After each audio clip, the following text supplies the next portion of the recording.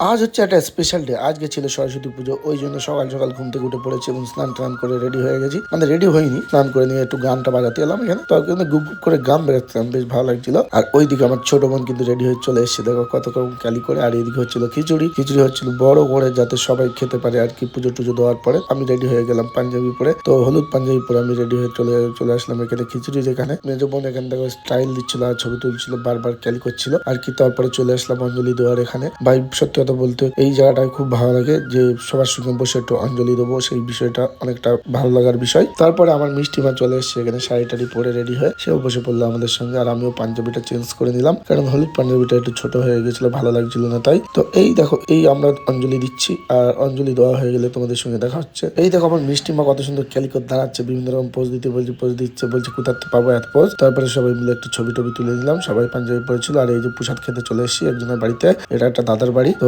পিন্টু তাকে hello guys করে দিল, আর মিলন রয়েছে এখানে, সবাই রয়েছে। তারপরে চলে আসলাম আমাদের স্কুলে, চৌবিড়িয়া দীনবন্ধু বিদ্যালয়, ওখানে সরস্বতী পুজো হয় সেখানে। তারপরে এই দেখো ভাই বোর সঙ্গে দেখা হয়ে গেল। চলে আসলাম নহাটা কলেজে, দেখো ভাই কত লোক, আর এখানে গান চলছিল আর পুজো হচ্ছিল বলে সব নাচাগানা করছিল, বেশ ভালো লাগছিল। এই দেখো আমার মিষ্টি মামা এসে ড্রেস চেঞ্জ করে চলে এসছে। আর এই দেখো তারপরে চলে এসেছি নহাটা বিনাপানি সঙ্গের মেলাতে। এই মেলাতেই হচ্ছিল অনুষ্ঠান, আর এখানে প্রচুর লোক, সব একদিনে এত কিছু করছে, ওই জন্য হাঁপিয়ে যাচ্ছি বলে বলে। যাই হোক, বিগত 7 বছর ধরে ইউটিউবে ট্রাই করছি এবং কষ্ট করছি। তোমরা যদি একটু চ্যানেলটা সাবস্ক্রাইব করো তাহলে অবশ্যই সফলতা পাবো। আর এই দেখো বিরিয়ানি খেয়ে আজকে দুপুরে খাবার কমপ্লিট করবো। তো চলো টাটা।